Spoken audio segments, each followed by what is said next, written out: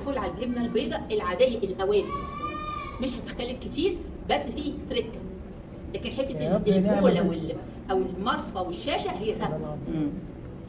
هجيب 2 كيلو لبن مش مبسط اللي بيتغلى حليب ونغليه في حله، ثم نضيف ربع كوب خل، ربع كوب عصير ليمون، ملعقه كبيره ملح، خل وليمون وملح.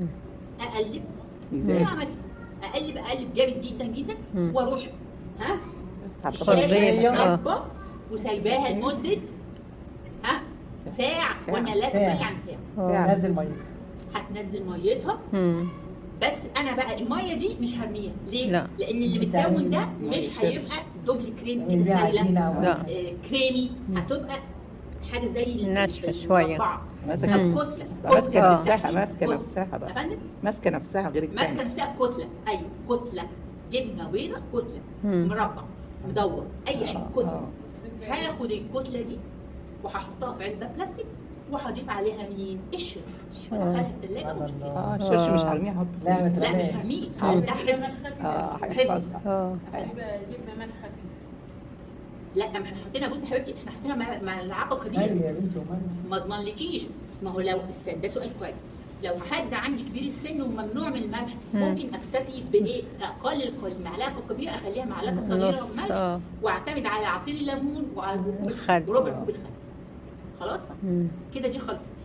انا من عندي ارش عليها كنوع من الذكاء، ابين اللي قدامي ان انا بعمل الخير كله له حبه البركه او الزعتر، بتدي طعم جميل. وحبه البركه الرسول عليه الصلاه والسلام هي دواء لكل الا السم اللي هو الموت. تمام. خلصت الايه؟ الجبنه الدبل كريم والجبنه البيض. بعد كده هعمل ايه؟ ممكن اجيب العلبتين الزبادي بقى، انا عامله 10 وعندي مدارس، فاعمل ايه؟ هجيب البرطمان الزيتون الاخضر، او مش برطمان عشان غالي 120 جنيه، هروح من محلات الجمله اجيب 8 كيلو واقطع اللي هو المخلي ده، اقطعه بقى، انا اكون ذكيه حتت صغيره كده، واخلطه بمين؟ بالجبنه، بالزبدايه او الجبنه، وديها ساندوتش. انا عملت ايه؟ اللبن بروتين حيواني عالي الايه؟ التركيز والطاقه، وانا اللي عاملاها على ايدي. الزيتون مذكور في القران وفوائده لا تعد ولا تحصى، طبعا قلناها قبل كده. العيش انتوا بتقولوا ما ينفعش ان احنا نعمل فيه عيش بلدي، وانا معاكم رغم ان هو الاصح. المره الجايه اللي محتاج منكم حته الفينو هعمله لكم، هقول لكم تعملوه ازاي. لكن انا بفضل ان لو ولادي قاعدين قدامي كده يفطروا قدامي العيش البلدي، عشان الرده دي هي كويسه لحركه الامعاء. كده هدخل على مربى الايه؟ البلح او التفاح. ليه انا اخترت التفاح او اخترت البلح؟ اخترت التفاح المصري علشان هو مش غالي ومفيد جدا. ده حتى سبحان الله ولا حول ولا قوه الا بالله، كل لون له فوائد. يعني انا مش عارفه سبحانك يا رب. والتفاح ملون. ما خلقت هذا وتلا سبحانه. التفاح البلدي الاصفر كل لون تلاقيه ماشي في سكه كده، فهمتوني؟ فاحنا هنجيب المصري، ومن حسن حظنا ان المصري ده او البلدي هو تلاقيها نص ملون، نصها خضراء او اصفر احمر، بتاع كله ياكل ما شاء الله. فده هعمل ايه؟ هجيب كيلو تفاح، وانتوا كلكم حافظين ان له نص كيلو سكر. دي مش معلومه جديده بالنسبه لي. والتفاح كل حاجات دي ده انا بقى بالنسبه لي واللي هعمل بيه التفاح وهعمل بيه البلح في التوقيت ده. البلح مسكر بشكل غير عادي، والتفاح نفس الشيء. فانا ممكن اقلل كميه نص السكر ده للربع، مع الاضافه اللي هقول عليها. خلي بالكم انا جايب اضافه، في اضافه بدل.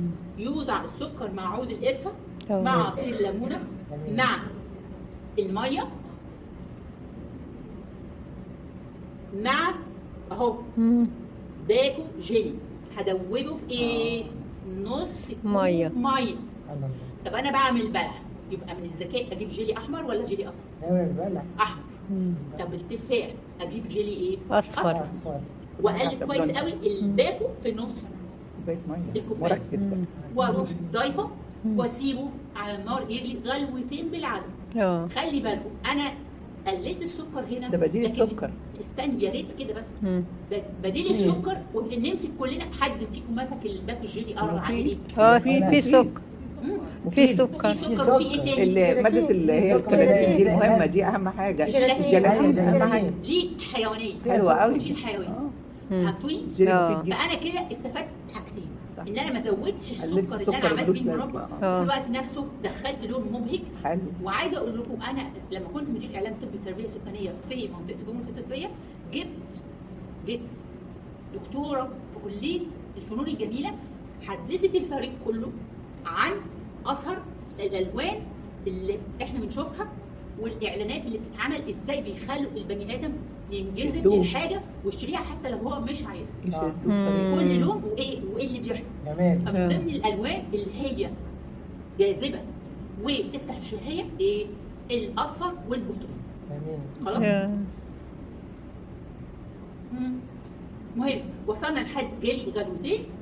نضيف بقى مين؟ التفاح او البلح انا بقى ليا رأي، مش زي ما بتعملوا السماني اللي هو النصين. أصفر. لا، انا هجيب الكبه واضربه ضربتين مفري. كسر. مفري زي البصل المفري، كسر. مش مهري آه. ولا هو. زي المبشرة. ضربة خفيفة. أو بالظبط.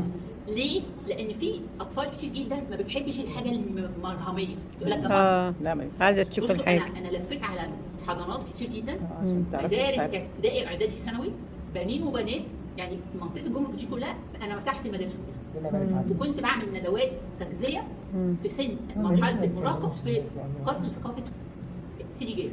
كل ده لسه يا دكتورة معلومات لسه مهدود، يا حبيبي. معلومات كاملة دي كلها. مش قصدي يعني انا اخدت الكلام من بق كذا الاولاد حتة كذا حتة.